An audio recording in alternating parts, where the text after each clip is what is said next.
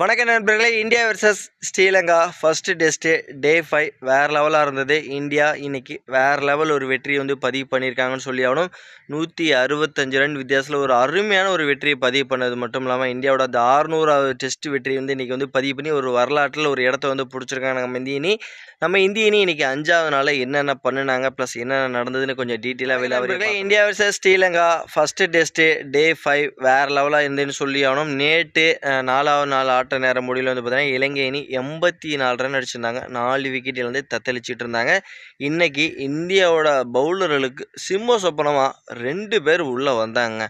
Especially இலங்கையினோட captain de Silva. அதுக்கப்புறம் பார்த்தீங்கன்னா போன மேட்ச்சில் சதம் அடித்து ஃபஸ்ட் இன்னிங்ஸில் சதம் அடித்து அந்த ஒரு சூப்பர் ஹீரோ 2 பேரும் சேர்ந்து இந்தியாவோட பவுலர்களை பயங்கரமாக மிரட்டினாங்க.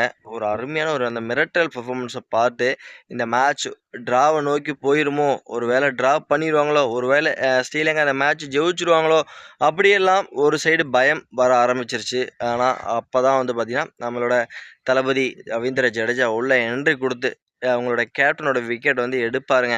அவங்களோட கேப்டனை எடுத்ததுக்கப்புறம் மனோஜ் சுதாகர் ஒரே ஓவரில் 3 விக்கெட் எடுத்து டப்புன்னு ஒரு 3 விக்கெட் எடுத்து ஓவராலாக ஸ்ரீலங்காவோட அந்த பேட்டிங் யூனிட்டே டோட்டலாக கொலாப்ஸ் பண்ணி விட்ருவாரு.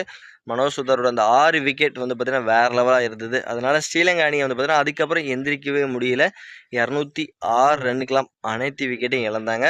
165 ரன் வித்தியாசத்தில் இந்தியா இன்னைக்கு ஒரு அருமையான வெற்றியை பதிவு பண்ணி இந்த 2 மேட்ச் கொண்ட டெஸ்ட் சீரீஸில் இப்போ 1-0 நம்ம முன்னிலை வைக்கிறோம். அதோடு மட்டும் அல்லாமல் வரலாற்று சிறப்பு மிக்க நம்ம இந்த 600வது டெஸ்ட்டை விளாண்டுருக்கோம். ப்ளஸ் இந்த டெஸ்ட்டில் ஒரு அருமையான வெற்றி பற்றி 600வது டெஸ்ட் வெற்றியை பதிவு பண்ணியிருக்கோம்.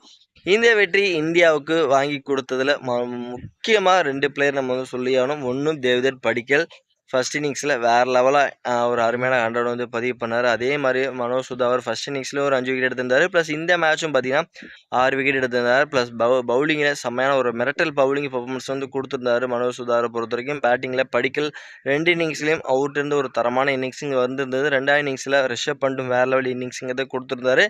இந்தியாவோட இந்த இளம் படை இன்றைக்கி இலங்கை அணி அவங்களோட சொந்த மண்ணில் போயிட்டு அவங்க சொந்த மண்ணிலே அவங்கள அடிச்சிருக்கிறாங்க. இந்த வெற்றியை பற்றி நீங்கள் என்ன நினைக்கிறீங்க அப்படிங்கிறது நீங்கள் மறக்காமல் நம்மளோட கமெண்ட்ஸில் பதிவு பண்ணிவிட்டு நம்மளோட தேவதர் படிக்கலை பற்றி நீங்கள் என்ன நினைக்கிறீங்க, மனோஜ் சுதாரோட இந்த பவுலிங் அட்டாக் பற்றி நீங்கள் என்ன நினைக்கிறீங்க அப்படிங்கிறது அந்த கமெண்ட்ஸில் பதிவு பண்ணிவிட்டு இந்தியா அடுத்த மேட்ச் கொழும்புல விளையாட போகிறாங்க. அந்த மேட்ச்சில் இந்தியா ஜெயிக்குமா இல்லை ஸ்ரீலங்கா அணி ஜெயிக்குமா அப்படிங்கிறத கமெண்ட்ஸில் கமெண்ட் பண்ணிட்டு இந்த வீடியோ உங்களுக்கு எந்தளவுக்கு பிடிச்சிருக்கிறது லைக் பண்ணி ஷேர் பண்ணி உங்கள் சப்போர்ட்டிங் ஆதரவு கொடுத்தீங்கன்னா ரொம்ப யூஸ்ஃபுல்லாக இருக்கும். நம்ம நெக்ஸ்ட் வீடியோ பண்ணலாம். Bye bye friends.